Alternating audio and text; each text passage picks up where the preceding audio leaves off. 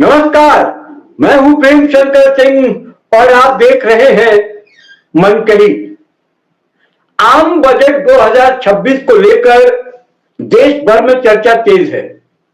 प्रधानमंत्री नरेंद्र मोदी के नेतृत्व और वित्त मंत्री निर्मला सीतारमण द्वारा पेश किए गए इस बजट को व्यापार, उद्योग और आम जनता के लिए कितना अहम माना जा रहा है, इसी पर बात करने के लिए हमारे साथ मौजूद हैं भाजपा व्यापार प्रकोष्ठ के प्रदेश अध्यक्ष विनीत अग्रवाल शारदा जी। विनीत जी, आपका बहुत बहुत स्वागत है मनकही पर। धन्यवाद, बहुत बहुत प्रणाम। कैसे हैं आप? मैं अच्छा हूं प्रेम जी, आप कैसे हैं? परिवार में सब कुशल मंगल? सब बढ़िया। सवालों का सिलसिला शुरू करूं? जी विनीत जी, आप इस बजट को ऐतिहासिक और अभूतपूर्व बता रहे हैं। जी आम भाषा में थोड़ा सा हमको समझाइए कि केंद्रीय बजट जो 2026 है उसका जो सबसे बड़ा संदेश कह लीजिए, मैसेज कह लीजिए, वो क्या है? आप क्या देखते हैं, कैसे देखते हैं?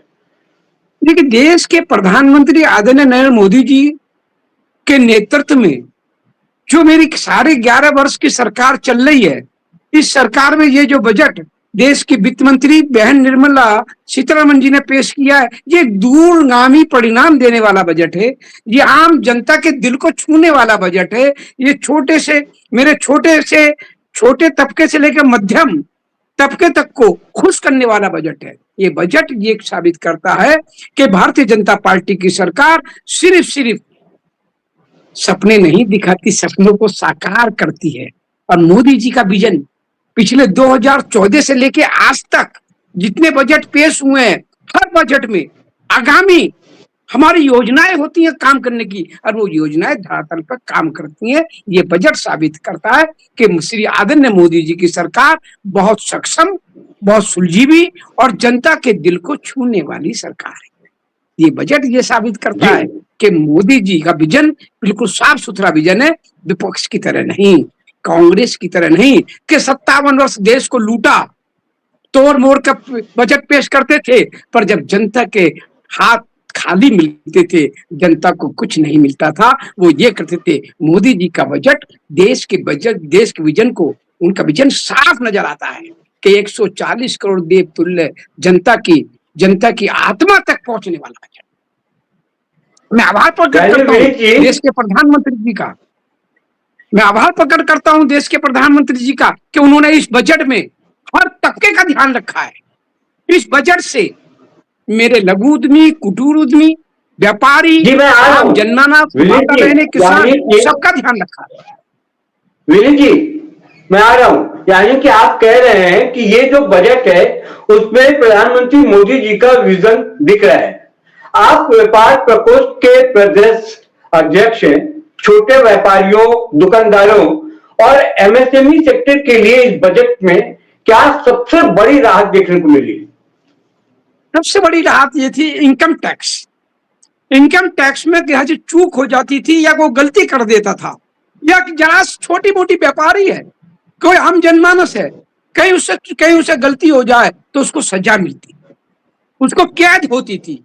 ये सन 47 में देश आजाद हुआ, उससे लेकर आज तक कांग्रेस ने हमेशा मेरे व्यापारी को छला, हाँ, आम आदमी को ठगा और उनको जेल भेजते थे। परंतु ये श्री नरेंद्र मोदी की सरकार का बजट और उसमें उस सजा माफ करके उस पर 30% पेनल्टी लगाई तो आम जनता को राहत देने का काम किया। आज छोटे या छोटा मेरा व्यापारी, कुटीर उद्यमी, लघु उद्यमी उसमें राहत महसूस करेगा। ये बहुत बड़ी संजीवनी है कि उसमें तलवार लटकी रहती थी गर्दन पे, उस तलवार को खत्म करने का काम आदरणीय नरेंद्र मोदी जी ने बहन निर्मला सीतारमण जी ने किया। इसके लिए बधाई के पात्र। विनीत जी, आप ये भी कह रहे हैं कि ये बजट विशेष रूप से मेरठ और पश्चिमी उत्तर प्रदेश के लिए फायदेमंद है। टेक्सटाइल पार्क, इंफ्रास्ट्रक्चर और पर्यटन के लिहाज से इस बजट को आप कैसे देखते हैं? लगातार वर्षों से मांग करते आए थे। पिछली मैंने मांग की थी कि महाभारत युग के हिसाब से हस्तिनापुर भारत की राजधानी होता है। हस्तिनापुर भारत की राजधानी था, हसनापुर को कुछ नहीं मिला, सब पर्यटन होते चले। इस बार 15 स्थानों में से हसनापुर को जोड़ा गया है। हसनापुर का विस्तार होगा तो मेरे मेरठ का विस्तार होगा। आज हसनापुर जो महाभारत युग का शहर है, वो हसनापुर जो मेरठ का दिल है, आज उसका विस्तार होगा तो मेरठ में चहुमुखी विकास होगा। और जब चहुमुखी तो वहां का विकास होगा तो पर्यटन भरेगा। जब पर्यटक आएंगे तो आप समझते हैं कि रोजगार बढ़ेगा। जहाँ जिसका रोजगार बढ़ता है तो उस शहर में विकास के पंख लग जाते हैं। ये मेरठ के लिए एक संजीवनी है कि हसनापुर को इसमें जोड़ा गया है। इसके लिए मैं देश के प्रधानमंत्री जी का फिर आभार प्रकट करता हूं। और साथ में हैंडलूम पावरलूम टेक्सटाइल पार्कों को हम पहले से मांग करते आए थे कि हैंडलूम पावरलूम और टेक्सटाइल में भारत का दिल है, भारत का हब है। जिस प्रकार से पूरे भारत में टेक्सटाइल पार्क खुलेंगे तो पूरी सुविधाएं उसमें होंगी। उससे भारत को के व्यापार को, लघु उद्योग, कुटीर उद्योग, टेक्सटाइल उद्योग को, खादी उद्योग को, ग्राम उद्योग को, उसको बहुत एक फायदा मिलेगा। और मैं समझता हूँ विश्व पटल पे आज भारत के कपड़े की अलग एक पहचान है। और जब हमारा भारत में टेक्सटाइल पर बनेंगे और जब भारत में लघु उद्योग, कुटीर, हैंडलूम उद्योग को संजीवनी मिलेगी और उसके फाइबर सस्ता होगा, धागा सस्ता होगा और उसको एक अलग ही पहचान मिलेगी, तो आप समझ सकते हैं तो भारत मेरा कितनी तरक्की करेगा। जी जब तो भारत का विनीत जी एक और सवाल है तरक्की करता। और सबसे बड़ी बात, भारत का लघु उद्योग, कुटीर उद्योग भारत का दिल है। और भारत का लघु उद्योग, कुटीर उद्योग को बढ़ावा देने का काम इस बजट में किया जाए। ठीक है जी। महंगाई, रोजगार और आम आदमी की जेब, इन तीनों को लेकर लोगों में चिंता रहती है। क्या ये बजट वास्तव में किसान, युवा, महिला और मध्यम वर्ग की जिंदगी में ठोस बदलाव लाएगा? आप कैसे देखते हैं?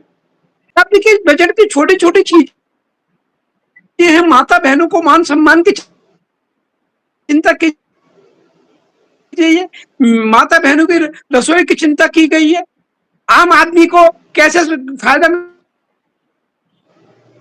चिंता कीजिए। ये एक बजट नहीं, हमारा 2014 से सरकार बनी, 2014 में हमारी सरकार बनी, अब तक के हर बजट में हमने किसान का फायदा पहुंचाया, हमने आम जनता को फायदा पहुंचाया, हमने माता बहनों की रसोई सस्ती की। इस बजट में भी हमने बैटरी को सस्ता किया, हमने जूतों को सस्ता किया, हमने ऊर्जा को सस्ता किया। इस बजट ने कि आम जनता के दिल को हम छू सके।